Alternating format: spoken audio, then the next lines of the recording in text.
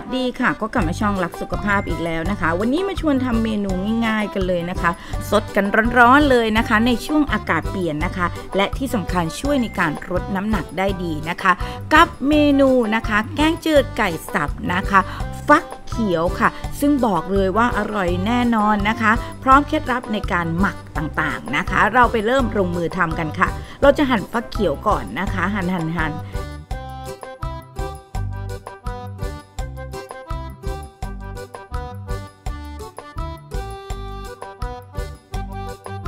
และทำการนะคะกรีดด้านบนนะคะให้เป็นสามเหลี่ยมประมาณนี้นะคะ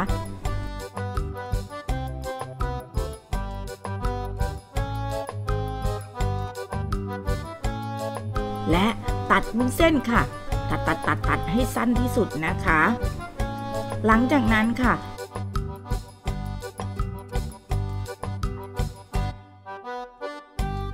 เราจะใช้อกไก่สับนะคะตามด้วยน้ำมันหอยคีโตค่ะและซีอิ๊วขาวคีโตค่ะหลังจากนั้นนะคะใส่พริกไทยนิดนึงค่ะเหยาะเลยคนส่วนผสมให้เข้ากันนะคะและตามด้วยวุ้นเส้นที่สับไว้นะคะ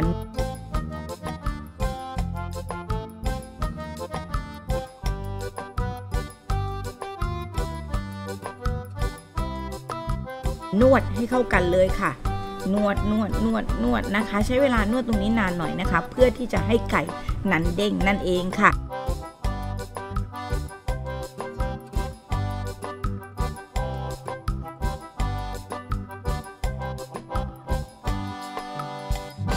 ขั้นตอนต่อไปนะคะเราเตรียมน้ำค่ะตั้งใส่ผงปรุงรสคีโตนิดนึงนะคะหลังจากนั้นตั้งให้เดือดเราก็จะใช้โครงไก่ใส่ลงไปก่อนนะคะเพื่อได้น้ำซุปที่หวานนั่นเองค่ะใส่รอจนเดือดอีกค่ะ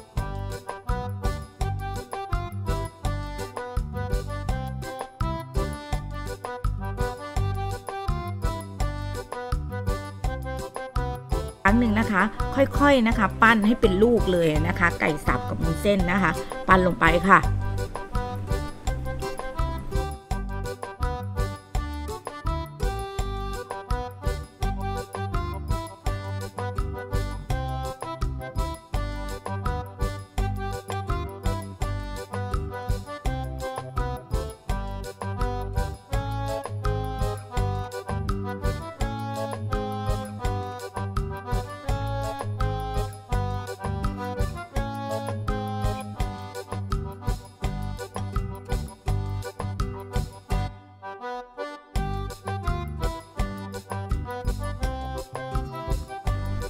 หลังจากนั้นค่ะใส่ฟักเขียวลงไปเลยค่ะ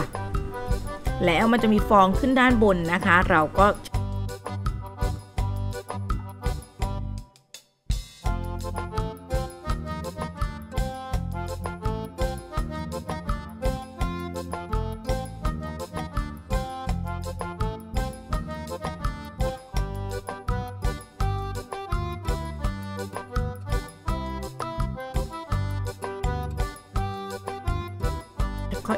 หลีไฟลงนะคะแล้วก็ช้อนฟองออกทั้งหมดเลยนะคะเพื่อได้น้ำซุปที่ใส่เรามาจัดเสิร์ฟกันนะในขั้นตอนนี้สามารถใส่นะคะซีอิ๊วขาวนะคะคีโตได้หรือเกลือสีชมพูได้นะคะปรุงรสตามชอบค่ะหลังจากนั้นจัดเสิร์ฟกันจ้าเสิร์ฟกันอย่างนี้นะคะและโรยด้วยต้นหอมนะคะซอยค่ะและตามด้วยพริกไทยป่นค่ะแค่นี้ก็ได้มื้อแค่นี้นะคะก็จะได้นะคะแกงจืดฟักเขียวไก่สับคีโตแบบง่ายๆกันเลยนะคะก็ลองไปทำกันดูนะคะสำหรับคนที่กำลังลดน้ำหนักอยู่นะคะเราเจอกันใหม่คลิปหน้าสวัสดีค่ะ